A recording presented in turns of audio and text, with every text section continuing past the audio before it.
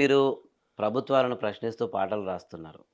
అయితే నార్మల్‌గా మేము చూసిన ఇన్సిడెంటే తాజాగా మాకు జర్నలిస్టులకే ఎదురైన అనుభవం ఇది. రుణమాఫీ గురించి అసలొక లెక్క ఏది ఒక అడుగుదాం రైతులను అని సీఎం సొంతూరుల కొండారెడ్డిపల్లిలో పోతేనే మహిళా జర్నలిస్టుల దాడులయినాయి. అక్కడున్న కాంగ్రెస్ కార్యకర్తలో మరి అభిమానులో ఎవరో తెలీదు గానీ, ఆ ఊర్లో కొంతమంది సహకరిస్తే కొంతమందేమో తిరుగుబాటు జేషిర్రు. జర బెదిరిచ్చిర్రు. మీడియా గొంతు నొక్కే ప్రయత్నం జేషిర్రు. అయితే ఇట్లాంటి వాతావరణం ఉన్న దాంట్లో మరి మీరింత డేర్‌గా పాట రాస్తుంటే మరి మీకెప్పుడు బెదిరింపులు రాలేవా? లేకపోతే ఏం మీకేమైనా అట్లాంటివి ఎదురైనాయా? చాలా అంటే ఇట్లాంటివి ఎదురవుతాయి కానీ మనం చేసే పనిలో నిజాయితీ ఉన్నప్పుడు. హ్మ్. నేను అవకాశాల కోసం ఏదో పోరాటం చేయాలనో, ఓకే. లేపోతే ఎవరి మోచేతులు తాగి పోరాటం చేయాలనో, లేపోతే ఎవరి సపోర్ట్ తీసుకోనో కాదు. వాస్తవంగా నా కంట్రిబ్యూషన్ ఈ సొసైటీ మీద ఉండాలి. ఎందుకంటే నేను మహనీయుల ఐడియాలజీ, మహనీయుల త్యాగాలను చూస్తూ నేను ఉత్పత్తి చెందుతున్న రైట్. వాడిని, పెరిగిన వాడిని. ఎందుకనంటే, నాకు మహాత్మా జ్యోతిబా పూలే చూపినటువంటి ఆలోచన విధానం ఏదైతే ఉందో, దాన్ని అనుసరించి బాబాసాహెబ్ అంబేద్కర్ ఐడియాలజీ ఏదైతే ఉందో, వీలైనంత మట్టుకు వాళ్ళు చేసినటువంటి త్యాగంలో వాళ్ళు చేసి ఆ ఉద్యమాన్ని వాళ్ళు చేసి అక్కడ పెట్టిన తర్వాత 75 సంవత్సరాల నుంచి మళ్ళీ ఈ దేశంలో గాని, ఈ రాష్ట్రంలో గాని, ఈ ప్రాంతంలో గాని, ఈ భారతదేశంలో మళ్ళీ ఇంప్లిమెంట్ ఎక్కడ కాలే. హ్మ్. ఇంప్లిమెంట్ ఎక్కడ కాలే.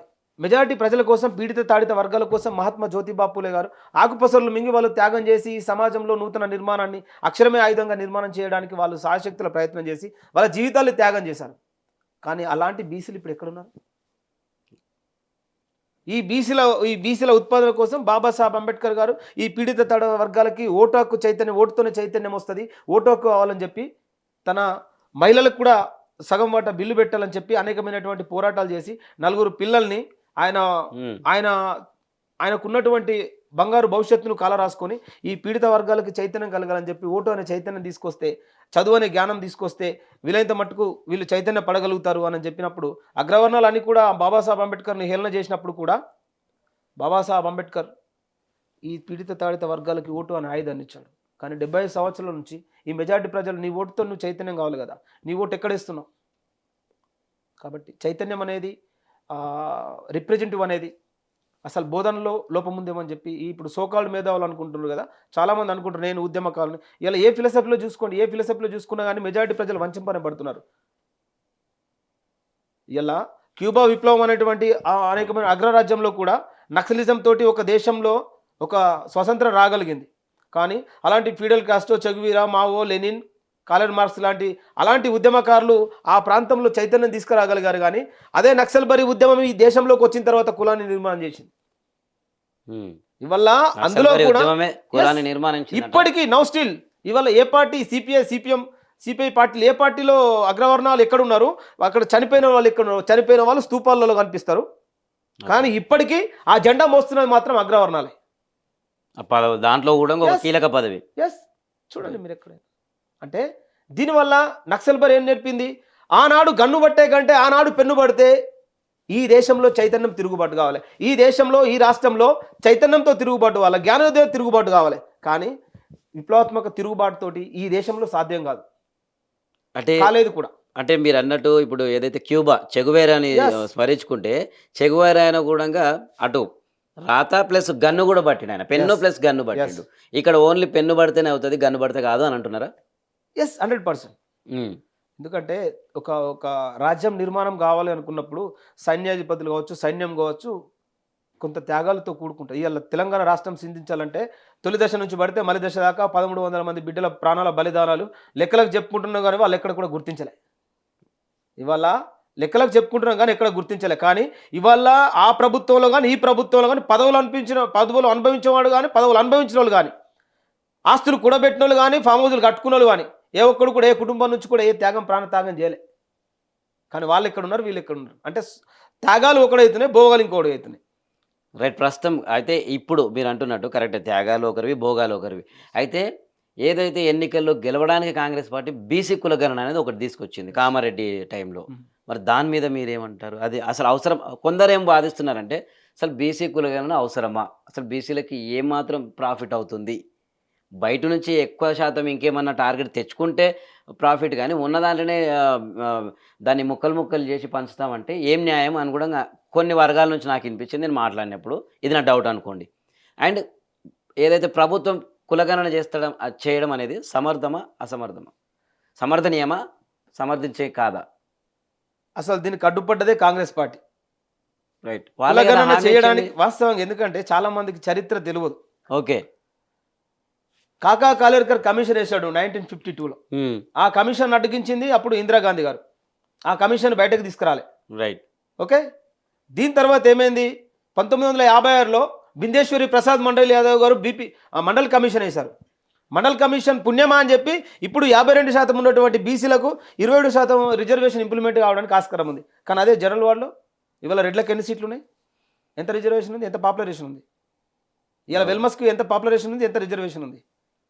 మరి అదే బీసీలు 52% అని చెప్పుకుంటారు కదా. 52% అని చెప్పుకుంటున్నప్పుడు ఫస్ట్ బీసీలకైతే 52% ఉన్న దాంట్లో 52% ఫస్ట్ ఇవ్వాలి కదా, మినిమం 50% అని ఇవ్వాలి కదా. అవును. మరి దాంట్లో 42% అన్నారు. ఈ స్థానిక ఎలక్షన్ల కంటే ముందు ఇస్తామన్నారు కదా. అవును. సో స్థానిక ఎలక్షన్ల కంటే ముందు ఇస్తే బీసీలకు న్యాయం జరగడం కాదు, ఇంత రాజకీయ చైతన్యం కలుగుతుంది. ఓకే. ఏ పార్టీలో ఉండని కాక బీసీ హ్మ్. ఏ పార్టీలో ఉండను కాక రాజకీయ చైతన్యం కలుగుతుంది. ఆ ప్రాంతం నుంచి ఆ ముందరకు ప్రజల రావాలి. పక్షాన ఒక ప్రశ్నించే గొంతుకగా, ఆ ప్రజల పక్షాన ఒక నాయకుడిగా ఉత్పత్తి చెందేటువంటి అవకాశం ఉంటుంది. కానీ అది జరిగే ప్రస్తావన ఉందా? దానికోసం ఎవరు పోరాడాలి? ఎవరు పోరాడాలి చెప్పండి. బీసీలు ఇలా ఏ పార్టీలో ఉన్న కార్యకర్తలుగానే మిగిలిపోతున్నారు. ఏ పార్టీలో ఉన్న నాయకుల కింద ఏదో కార్పొరేటరో లేకపోతే వార్డు మెంబరో కౌన్సిలరో ఎంపీటీసో జడ్పీటీసో ఈ పరిస్థితుల్లో ఉంది. ఇవాళ ఒక రెడ్ అయిననో ఒక వెలుమైననో దాటుకొని ఒక ఎమ్మెల్యేగా కాంటెస్ట్ చేస్తే కనీసం ఈ బీసీ ప్రజల మెజారిటీ ప్రజలే కనీసం ఆయనకు డిపాజిట్ వచ్చే పరిస్థితి ఉందా చెప్పండి ఇప్పుడున్న పరిస్థితిలో. రైట్. మరి మీరు అంటున్నారు కదా మనమే ఇప్పుడు బీసీలే ఇంత శాతం ఉన్నారు Yes. జనాభా ప్రాతిపదికన క్లియర్ కూడా. కట్ అండి. 52% బీసీలు అని చెప్పారు కదా. ఉమ్. ఈ కులాధారిత జనగణన దేశంలో కానీ రాష్ట్రం కానీ అప్పటి నుంచి ఇప్పటిదాకా స్వాతంత్రం కంటే ముందు నుంచి ఇప్పటిదాకా జరగలే. కానీ అవును. బాబాసాహెబ్ అందుకే చెప్పిండు. దానికి అడ్డుపడ్డది కూడా గాంధీ. ఇది చాలా మందికి తెలియదు. ఓకే. అప్పటి పూనా నుంచే. ఉడంబడిక సందర్భంలో బాబాసాహెబ్ స్వాతంత్రంతో పాటు ఈ పీడిత తాడిత వర్గాలకు ఎవరి రేషు ప్రకారం వాళ్ళకి రాజకీయ వాటా కల్పించాలన్నాడు. అవును. అంబేద్కర్ అనేటువంటి వ్యక్తి ఈ దేశ ద్రోహి, ఈ బ్రిటిష్ కోవర్టర్ అని చెప్పి ఆయన మీద నిందలేశారు. కానీ దానికి అడ్డుపడ్డది ఇజా ఆయన Main ఎవరికి గా మహాత్ముడో అడ్డుపడ్డది అయితే తెలియదు, కాంగ్రెస్. గాంధీ అని చెప్పుకున్నా. అంటే నేను ఫ్యాక్ట్ మాట్లాడుతున్నా. నాకు ఎవరి మీద శత్రుత ఎందుకు? ఈ ప్రజాస్వామ్యంలో ఈ నా మెజారిటీ ప్రజలకు వాస్తవాన్ని నిజాన్ని ఈ ప్రజలకు తెలియకుండా నియంతగా వాళ్ళ సొంత ఐడియాలజీని వీళ్ళ మీద రుద్ది వీళ్ళని మస్తిష్క బానిసలు వాళ్ళు చేస్తే వీళ్ళు అవకాశ బానిసలుగా వీళ్ళు తయారు చేస్తున్నారు. సోకాల్డ్ ఉద్యమకారులు అని చెప్పుకునేవాళ్ళు. కానీ ఇవాళ అంబేద్కర్ వాదం అనేది చూసుకుంటే హిందూ వాదం అనే దానికి ఒక శత్రుత్వంగా తయారు చేసేటువంటి పరిస్థితి ఈనాటి ఉద్యమం జరుగుతూ ఉంది. అంతే కదా. ఎందుకంటే మీరు అన్నది కూడా కానీ కరెక్టే కదా. ఎందుకంటే నిజం అనేది ఈ వర్గంలో ఉన్న వారికి తెలుస్తలేదు, నిజం అనేది ఆ వర్గంలో ఉన్న వారికి తెలుస్తుంది. ఇక్కడ ఎవరైతే ఉన్నారో దీని యొక్క భుజాన వేసుకొని ప్రచారకం అని చెప్పుకునే వాళ్ళు ఎవరైతే ఉన్నారో వాళ్ళు మాత్రం దానివల్ల లబ్ధి పొందుతున్నారు, సెలబ్రిటీలు కాగలుగుతున్నారు. వాళ్ళ సొంత నిర్మాణాలు వాళ్ళ సొంత ప్రయోజనాల కోసం మాత్రం ఈ ఉద్యమాల్ని వాడుకుంటున్నారు. రైట్. అప్పుడు వ్యతిరేకించిన కాంగ్రెస్ ఇప్పుడు రాహుల్ గాంధీ స్వయంగా ఈ డిక్లరేషన్కి సంబంధించి అంటే అధిష్టానం తెలియకుండా వీళ్ళు ఏం చేయలేరు, మరి వీళ్ళు తీసుకొచ్చింది అంటే దీనిలో ఏ రాజకీయ నేపథ్యం ఏ కుట్ర ఏమైనా ఉందని అనుకుంటున్నారు మీరు ఈ బీసీ కులగణన వెనకాల? ఎందుకంటే అప్పుడు వ్యతిరేకించింది కాంగ్రెస్ అని మీరు అన్నారు కదా. అవును. ఇప్పుడు ఈ ఎలక్షన్స్కి రేవంత్ రెడ్డి ఏదైతే నిలబడ్డాడో ముఖ్యమంత్రి అభ్యర్థి కావచ్చు లేకపోతే టీపీసీసీ అధ్యక్షుడిగా, మరి వాళ్ళే కదా ఇచ్చింది ఎన్నికల హామీ కింద, అడగకుండానే ఇచ్చిన హామీ ఇది ఈసారి. అసలు చాలా మందికి తెలియని విషయం ఏంటంటే ఎలక్షన్ కమిషన్ కంటే ముందు ఓకే. నీ మేనిఫెస్టో అనేది ఈ భారతదేశంలో అప్పటి నుంచి ఇప్పటిదాకా any party any manifesto only tissue paper నా దృష్టిలో. మేనిఫెస్టో మీద ఒక సుప్రీంకోర్టులో కానీ హైకోర్టులో కానీ కేసు వేసేటువంటి లీగల్ యాక్షన్ తీసుకునే ఛాయిస్ ఉందా?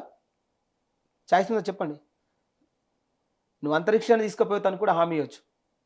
ఫస్ట్ నమ్మే నీకు ఉండాలి కదా. రైట్. చంద్రమండలం మీద మీకు ప్లాట్ ఇప్పిస్తామని కూడా ఇవ్వచ్చు. అది ఫస్ట్ అంటే ఏ పార్టీలో ఇప్పుడు కాదు, ఏ పార్టీ చట్టబద్ధత ఉండదు కాబట్టి ఇయ్యడమైన హామీ. ఆయన గెలవాలి, ఆయన గెలవాలి కాబట్టి ఇస్తున్నాడు హామీ.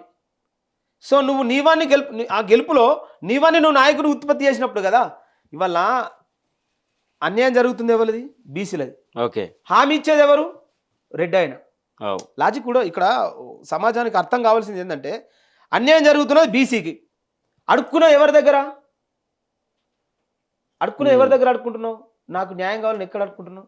ఒక రెడ్డి ఆయన దగ్గర అడుక్కుంటున్నావు. ఆయన వర్గాన్ని ఎంత స్ట్రాంగ్ చేసిండో నీకు తెలుసా? ఓకే. ఆయన పరంగా ఆయన అవును. సేఫ్ ఉన్నాడు. అంటే 5% ఉన్న ఆయన ఇచ్చేక్కడ ఉన్నాడు.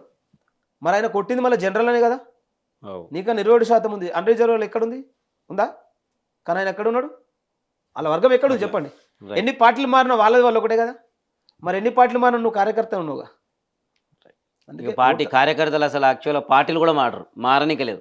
అంటే వాళ్ళే మారరు. మేము ఒకసారి ఇది పట్టుకున్నామంటే జెండాలు మోసిన కార్యకర్తలు జెండాలు మోస్తూనే ఉన్నారు. కార్యకర్త అనేటోడు పార్టీ మారితే ఏ పార్టీలో కూడా మనుగడ ఉండకుంటుంటది. అదే అదే. నాయకుడు అదే. పార్టీ మారితే మాత్రం మంత్రి కాగలుగుతాడు, ఎమ్మెల్యే కాగలుగుతాడు, మంత్రి కాగలుగుతాడు, అంటే ఓవరాల్‌గా ముఖ్యమంత్రి కూడా కాగలుగుతాడు.